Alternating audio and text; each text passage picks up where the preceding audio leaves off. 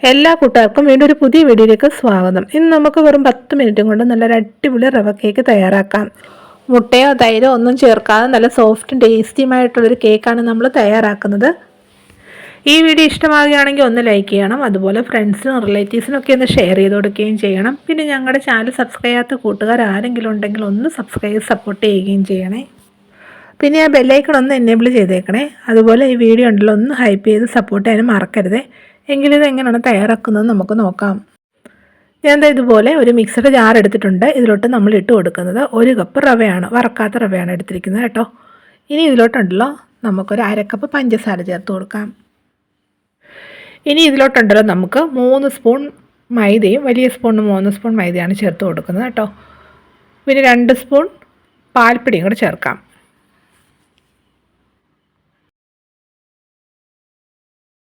ഇനി ഇതെല്ലാം കൊണ്ടുണ്ടല്ലോ നല്ലതായിട്ടൊന്ന് പൊടിച്ചെടുക്കണം. റവ നല്ലതായിട്ട് പൊടിയണം കേട്ടോ.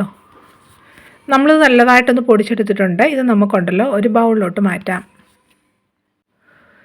ഇനിയുണ്ടല്ലോ നമുക്കിതിലോട്ട് പാൽ ചേർത്ത് കൊടുക്കാം. ഞാനിവിടെ 1 കപ്പ് പാലാണ് എടുത്തിരിക്കുന്നത് കേട്ടോ. പാൽ കുറേശ്ശെ ചേർത്ത് കൊടുത്തിട്ട് ഇത് നല്ലതായിട്ടൊന്ന് മിക്സ് ചെയ്തെടുക്കണം.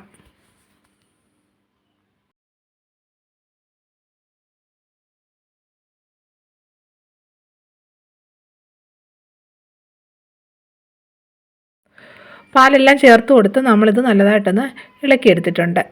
ഇനി ഇതുണ്ടല്ലോ ഒന്ന് റെസ്റ്റ് ചെയ്യാൻ വേണ്ടി മാറ്റി വെക്കാം. ഒരു 15 മിനിറ്റ് നേരം ഇതൊന്ന് അടച്ച് മാറ്റി വെക്കാം. ഇപ്പോൾ ഒരു 15 മിനിറ്റ് കഴിഞ്ഞിട്ടുണ്ട്. നമുക്കിനി ഇത് നോക്കാം. അത് നോക്കിക്കേ, ഈ മാവൊക്കെ നല്ല കട്ടിയായിട്ടുണ്ട്. അതുപോലെ ഈ റവയൊക്കെ നന്നായിട്ട് കുതിർന്നിട്ടുണ്ട്. ഇനി നമ്മൾ ഇതിലോട്ട് ചേർക്കുന്നത് എണ്ണയാണ്. സൺഫ്ലവർ ഓയിലാണ് ചേർത്ത് കൊടുക്കുന്നത് കേട്ടോ. വലിയ സ്പൂൺ 2 സ്പൂൺ സൺഫ്ലവർ ഓയിലാണ് നമ്മളിതിലോട്ട് ചേർത്ത് കൊടുക്കുന്നത്. ഈ ഓയിൽ ചേർത്ത് കൊടുത്തിട്ട് നല്ലതായിട്ട് ഇതൊന്ന് ഇളക്കിയെടുക്കണം.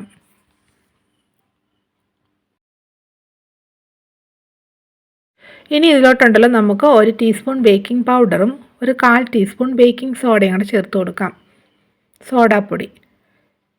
ഇനി ഇത് നല്ലതായിട്ടൊന്നും കൂടി ഒന്ന് മിക്സ് ചെയ്തെടുക്കാം.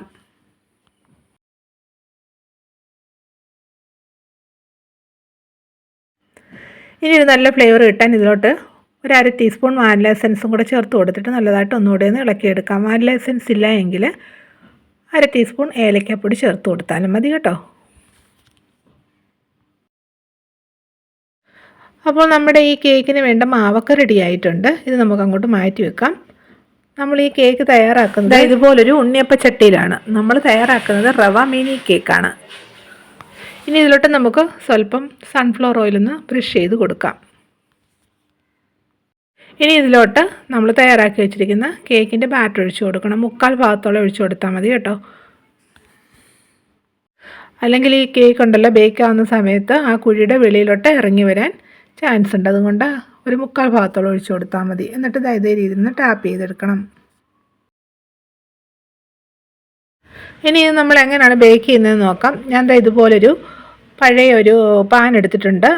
5 മിനിറ്റ് മുമ്പേ ഒന്ന് ചൂടാകാൻ വേണ്ടി വെച്ചിരുന്നു കേട്ടോ. ഇപ്പോൾ നല്ലതായിട്ട് ചൂടായിരിക്കുകയാണ്. ഇതിലോട്ട് നമുക്ക് ബാറ്റർ നിറച്ച ഉണ്ണിയപ്പച്ചട്ടി വെച്ച് കൊടുക്കാം.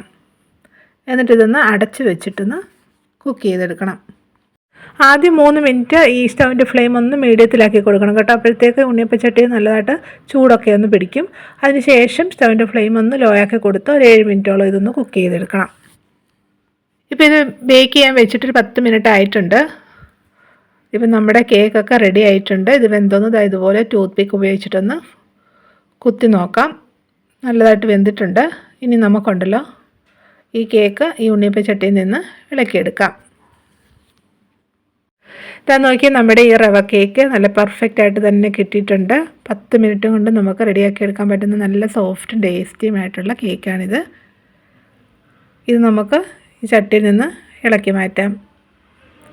ഇതേ രീതിയിൽ നമുക്ക് ബാക്കിയുള്ള മാവെല്ലാം ഒഴിച്ചു കൊടുത്തിട്ട് ഒന്ന് ബേക്ക് ചെയ്തെടുക്കാം. ഇതെല്ലാം ഇളക്കി മാറ്റിയതിന് ശേഷം ഉണ്ടല്ലോ ഈ ഉണ്ണിയപ്പച്ചട്ടി ഉണ്ടല്ലോ ഒന്ന് കഴുകിയെടുക്കണേ. കഴുകിയെടുത്തിട്ട് അത് നല്ലതായിട്ട് തുടച്ചിട്ട് എണ്ണ ബ്രഷ് ചെയ്ത് കൊടുത്തിട്ട് വേണം മാവ് വീണ്ടും ഇതിലോട്ട് ഒഴിച്ചു കൊടുക്കാം കേട്ടോ. എന്നിട്ട് ഈ ചൂടായിരിക്കുന്ന പാനിൻ്റെ മുകളിലോട്ട് വെച്ച് കൊടുത്തിട്ടൊന്ന് ബേക്ക് ചെയ്തെടുക്കണം.